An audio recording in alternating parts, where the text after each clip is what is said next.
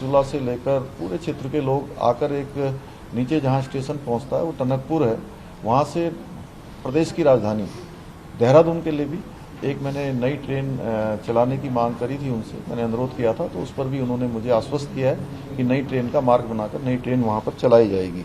और लंबे समय से जो बागेश्वर टनकपुर रेल लाइन जो हमारी सामरिक रूप से भी बहुत महत्वपूर्ण है और आदरणीय प्रधानमंत्री जी के भी प्राथमिकता में वो है, उन्होंने हल्द्वानी में अपनी एक जनसभा के दौरान भी उस बात को कहा था कि जल्दी से जल्दी उसका ब्रॉड गेज में DPR बनाकर भारत सरकार के स्तर पर उसकी भी जल्दी स्वीकृति प्राप्त हो।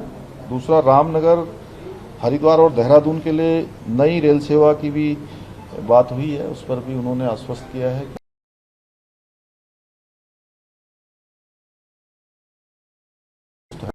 दर्शन करें, राजधानी है तो उसके लिए भी एक बात हुई है।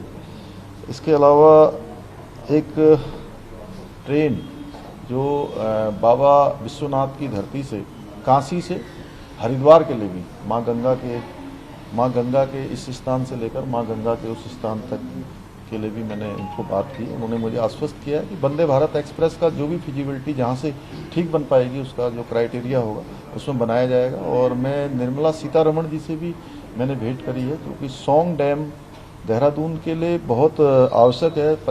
अगले आने वाले 50 सालों के लिए पानी की जो भी पेयजल की समस्या है उसका निदान सौंग डैम के बनने से हो पाएगा। और 15,000 लगभग आबादी ऐसी है जो प्रत्येक वर्ष सौंग नदी में ज़्यादा पानी आने से कहीं न कहीं बाढ़ या अन्य प्रकार की जो परेशानियां होती हैं वर्षा काल में उस सौंग नदी के अधिक बहाव में आने के कारण से या उफान पर होने के कारण से आती है।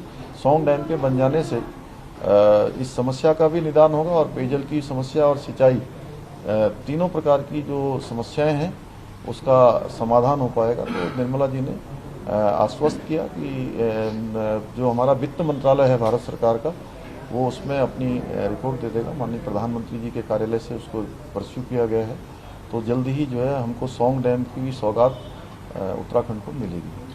सर, आप दिल्ली दौरे पे हैं, दायित्व के पद को लेकर के अंतिम चर्चा होने वाला कमान से, क्या उस पर भी कोई निर्णय होगा? नहीं, उस पर चर्चा हमारी लगातार चलती ही रहती है और वो संगठन का चूँकि काम है तो उस पर संगठन के स्तर पर सभी स्तरों पर बात होती है और ठीक समय पर सभी समय पर जिससे निर्णय होता है। चारधाम यात्राएं शुरू होने वाली हैं और उत्तराखंड में बर्फ, बारिश, तूफान सब कुछ चल रहा है, तो किस तरह से देखते हैं यात्रा को सुनिश्चित हो सके यात्रियों के संदर्भ में? देखिए, ये तो चूँकि प्राकृतिक चीज़ें हैं, लेकिन उसके अलावा लगातार चारधाम यात्रा की हमारी तैयारियां पूरी हैं और 22 अप्रैल को गंगोत्री यमुनोत्री के कपाट खुलेंगे, 25 को केदारनाथ जी के और 27 को बद्रीनाथ जी के कपाट खुलेंगे। तो यात्रा अच्छी होगी। 8 लाख से भी ज़्यादा लोगों ने अभी तक अपना पंजीकरण यात्रा के लिए करा लिया है और तेज़ी से पंजीकरण हो रहे हैं।